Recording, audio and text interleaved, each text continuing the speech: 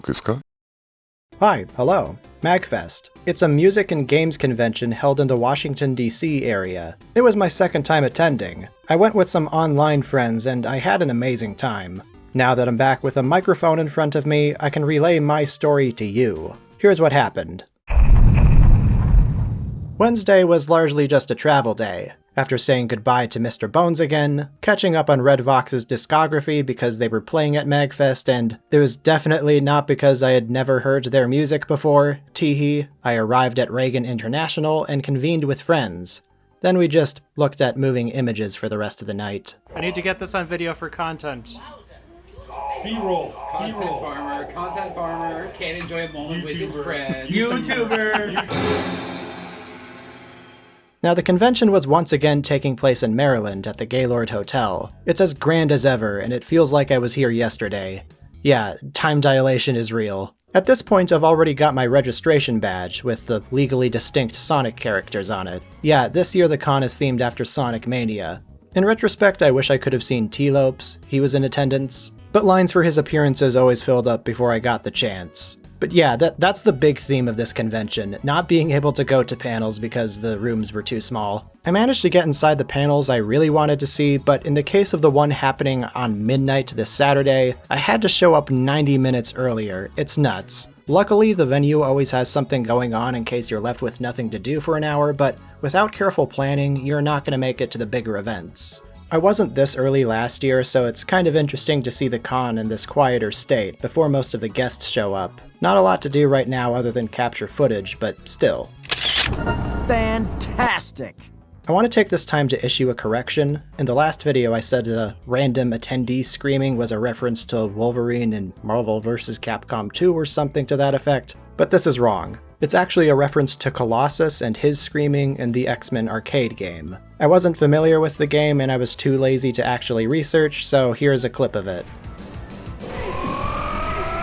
With people starting to pour in, I attended my first panel, a retrospective on Sonic Underground. How many of you remember this?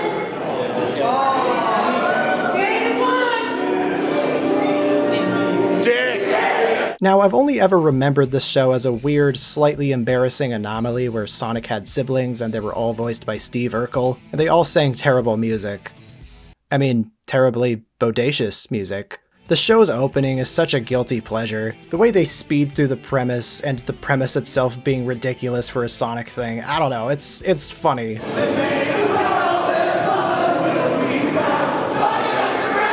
But yeah, the panel was really entertaining. I can't believe half the stuff in this show happens. There were some audience trivia questions, and I didn't get it on camera, but in a room full of people, only like 3 raised their hands when they were asked what their favorite episode was. I don't know, I thought it was funny. Man, that was close. The perspective the panelists approached the show was interesting. They were obviously transparent with its silly aspects. They weren't pretending it was something it wasn't, but there was some appreciation for it that I don't see very often, because it's Sonic Underground. You don't watch a 50-episode series and host a panel talking about it if you're not passionate about it, is what I'm saying. I can relate. Especially if it's not something you grew up with, which was the case with the panelist, so you can't even argue it's a nostalgia thing. Just like what you like. It was an entertaining panel. A shame about the technical issues at the end, though I mean it's not that much of a loss that I don't have to listen to Sonic Underground's music. But this might be a good show to put on for a Discord call. If you could see the fear in my eyes when they played one of the music videos, you would get me committed. I don't think you all know, but if you know, words and all. Then I just wandered around for a couple hours. I circled the vendor marketplace for the first of many times. It's still funny how, like, there's this booth that was there last year and it was here this year. And you're browsing, you know, you like what you see, and then you look up and you see porn.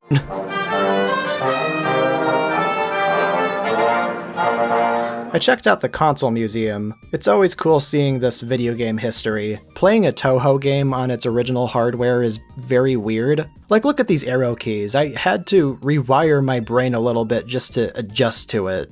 It's very surreal seeing console dev kits out in the wild like this. Like this Wii U prototype that has the 3DS's joysticks. I've seen renders of that for years, but I've never seen it in person. Something really cool that seems to have gotten its own panel that I missed is a new initiative to preserve games. There's this organization named the Video Game History Foundation, and they've already scanned hundreds of thousands of magazines and archived a lot of development materials that had never been seen before. It's really cool that they're doing this. There's a website for it that they're putting up on January 30th. I'll link it when it's up.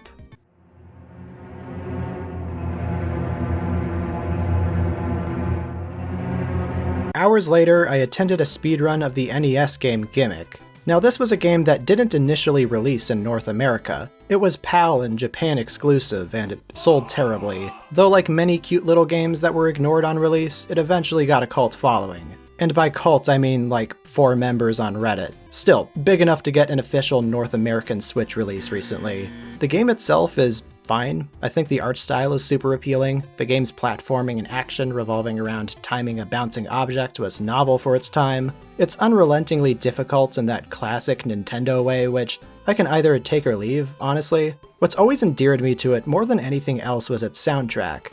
It was a Sunsoft game. Those tended to push the sound chips of the consoles they were on to their limits. Seriously, check out the soundtracks to games like Journey to Silius, Batman on Genesis, and Super Spy Hunter. They're some of my favorite retro game soundtracks. And the gimmick with this speedrun, haha, was that the game's composer, Masashi Kageyama, was the guest star. I did a cursory glance of the speedrunning scene after the fact, but this wasn't high-level Gimmick speedrunning. There were a number of mistakes, but they did more or less hit the really difficult bounces when they needed to. I'm not one to judge gameplay for a game that I'm not very good at myself. There weren't many interesting questions that were asked that weren't also asked in the Q&A that was the next day, so I'll save that for later. The donation incentive for the true ending was hit during the run, so that was nice.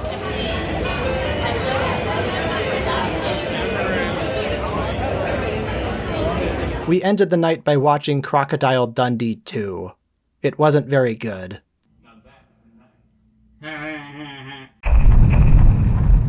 Like, oh my god, what an awful, awful movie. It doesn't start an actual story until like 30 minutes in, and half of it was spent fucking around in the outback with almost zero sense of narrative progression at any point. I only caught a glimpse of the first movie, but the sequel just seems like such a step down. What was I talking about again? The first panel of the day was a live ripping session hosted by the Siva Gunner team. We got to choose which games they parodied. I picked Earthbound, but the winner was Pokemon Black and White. It was an insightful panel. The team went into the trials and tribulations of remixing and which systems were the hardest to mess with. It depends on the person, but it seems like the Nintendo DS was the easiest to make parodies for. One of the panelists admitted that they learned music theory by working for the channel, which is kind of funny. Shout out to Zophar's Domain. I use it too. 7 claps for 7 bad. I didn't count up and trust me.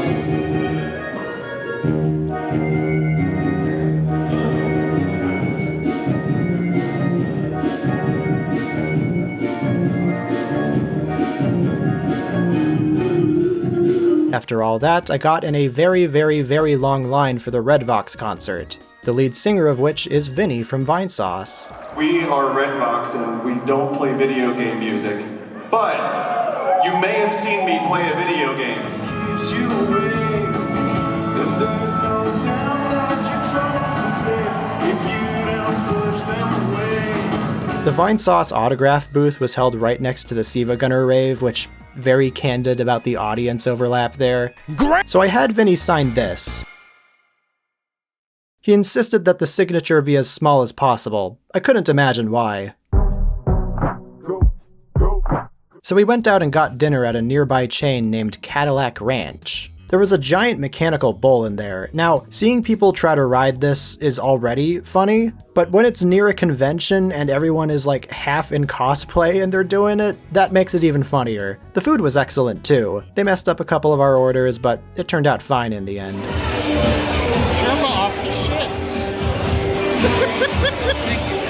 Then we returned to the hotel and we watched Godzilla x Kong: The New Empire. Wingard Moss Shot. Wingard Moss Shot. This was Pickle's first time seeing it. Just, I'm going to kill this ape. It's really good. But Pocket sand. Pocket sand! Cover it up. Suplex! I am willing to say it is better than GVK. I don't hate watching this. Every time something bothers me and it makes me mad, a really cool, like, stupid thing happens that it's like Goku. Now this is something I don't know if Magfest did last year, but they have an achievement system this year, and by attending panels or performing certain actions, you would get a ribbon for it that you could put on your badge. By the end of the con, I didn't have any at all, but here's what they look like. I was running on fumes after Godzilla and Mario Party, but they were strong enough fumes to get me to the midnight YouTube poop panel. And I'm glad I went. It was delightful. Your Majesty, Ganon and his minions have seized the island of Corridine. It is I'm assuming you know what a YouTube poop is. For normal people out there, it's a meme edit that takes a piece of media and scrambles it into something goofy. I keep going back to them, but it's a very deep rabbit hole, and there's a lot of bad ones that aren't funny at all. I used to make them, actually. I'd like to think they've influenced my more formal videos. Sarazawa's got juice. There are many different editing styles, and there's 20 years of these going back to the first years of YouTube. So there was a lot of ground to cover. Yes, you're the man now, Yeah! The panel discussed the influence of sites like YTMND and how the hell the art form got to where it is today. Watch out! The king is about to hit. Oh, the dinner blaster. Someone familiar about to come to the rescue? That's right. Dr. Pingus comes in with his Pingus beam just in the nick of time. Basically, it was an excuse to watch a curated selection of modern and old YouTube poops. Some of them haven't aged very well, but even the more offensive ones that they showed had that comedic timing down.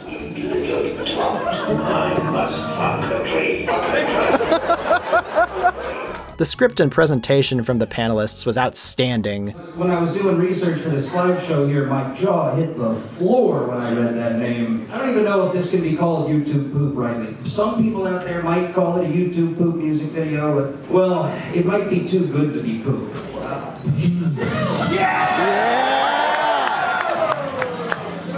Snoop Dogg! Oh, this is evergreen. Yo, Link, wanna talk? Yo, thanks!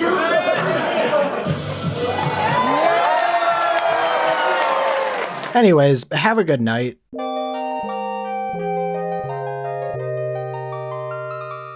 We hit the weekend, so this was when the con activity was at its peak. This made trips into the marketplace and even just going through the halls a lot more difficult. I was gonna watch a speedrun of Sonic 06 and Sonic 2 at the same time. It sounded funny, like they were gonna play 2 during the loading screens of Sonic 06. I would have loved to see it, but it was cancelled.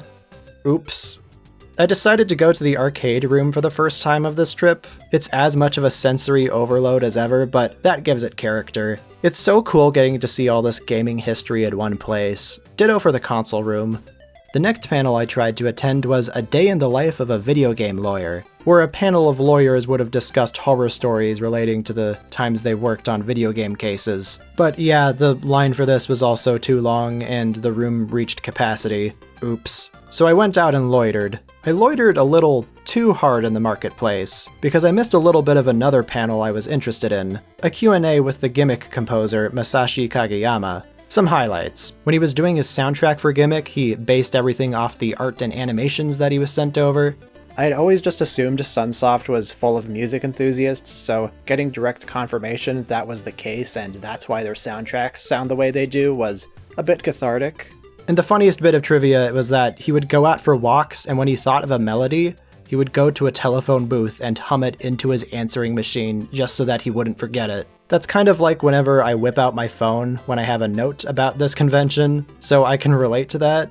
The speedrun yesterday was also the first time Kageyama saw someone play Gimmick in 30 years. It's just too hard for him, he says. He got to rediscover what people love about the game. He thinks it's quite beautiful in motion. He had also never released an album before this convention. It's an arranged version of the Gimmick soundtrack. I've listened to a bit of it. It's pretty good. I wasn't too torn up about missing Rex Viper. The line was too long anyways.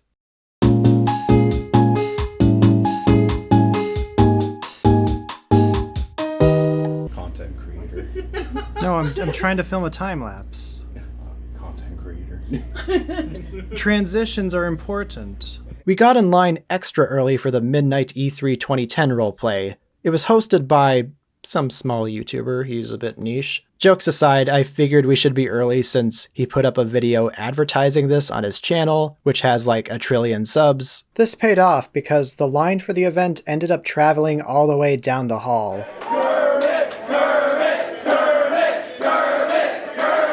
The gag of this panel was that we would be watching a VHS recording of Sony's 2010 E3 conference and acting like it was happening in real time. We have so much great content that I'd like to show you some new games today, revealed for the first time anywhere. All I'm willing to say about the panel is that it was completely normal. Just flip at the screen.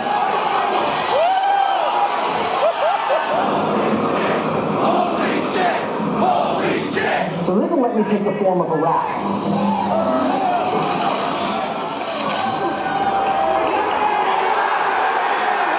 There are other future forms that open up new types of gameplay and other exploration possibilities.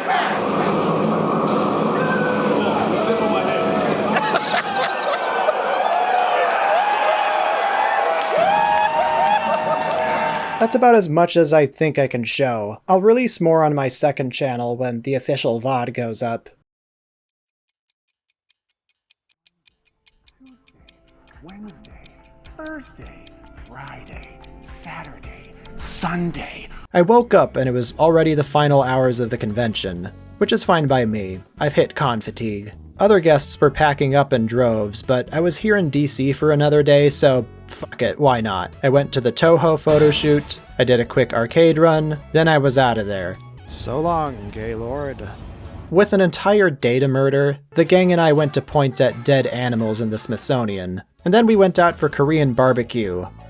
Korean big beautiful Q. It was really good. My first time having Korean barbecue as well. You order food and they put it in front of you on a grill and you have to flip it yourself. I drank maybe a bit too much soju, and all told it was extremely expensive, so I probably won't be doing this for a while. But the place is named Gogi Friends. Check it out if you're ever in the DC, Virginia area. Before I forget, there were 3 birthdays happening that night. So every 30 or so minutes, there would be a very loud birthday celebration 10 feet away. What are the odds of everyone having a birthday that night and choosing to celebrate it here? Anyways, we all said our goodbyes. We're not going to be able to do this for another 360 or so days, so, yeah, it was a bit of a bummer. New York freaking city. New York freaking city, baby. But then, I returned home. Magfest was awesome this year. There were some grievances in regards to panel availability, but there's not much you can really do about that. You could also wait a couple months for the VOD to go up if you really care that much, but not being able to see them in person does kinda stink. Getting to attend 2 of the best panels I've ever been to 2 nights in a row made that whole side of things not a total loss. I also bought a lot of stuff from the dealer's room. I'll flash the artist names on screen if they gave me their card and if I find them online. At the end of the day, conventions like this are an excuse to hang out with the voices in my computer. So here's a shout out to D, Jackie, Pickle, Clover, Pulsar, Mary, Simmons, Kerbins, Iron, Arcanite, and Smiley. You're all great company. Here's to hoping that I can do this again next year. I love video games, I love music in video games. Before I wrap up this video, I want to say that the Patreon has really helped. It almost paid entirely for my share of the hotel room. So yeah, huge thank you to everyone who subscribed to it. Apologies that I've been so quiet for the past month. I've been trying to decompress here, but hopefully from the energy I get from making this video, I'll get back to working on that Jeed review. And here's a special shout out to the top patrons who are willing to put up with my months of silence. Serix, Chris Swindle, Nerdy Gamer 556, Neon Yaminair, J King, Mech, Celis Ortesia, Blindman, Greninja Zack, Old Metal Possum, Solid Lib, Dinosaurana, Kidorian, Scooter Jit, Mago Muddy, Lobotomy Blues, Cool Bell Zero, Eric Guzda, Janos Firewalker, Easterman, Manila Fan, Sampai, Navik15, Jacob Hinch, Dude Bro, Alistair Gilmore, Seamus Kelly, Fujoshi Urinal, Mulan Nguyen, Irrelevant402, Hey I'm Mooney, Krazak53, Queer Kaiju, Chronicler Waba, Ryan Santa Cruz, Avok Robot, The Antagonist, Godzilla Rich, It's God Z, An Actual Dimetrodon, CMG, Red Comet Harry, and Marpzilla. Thank you all very much.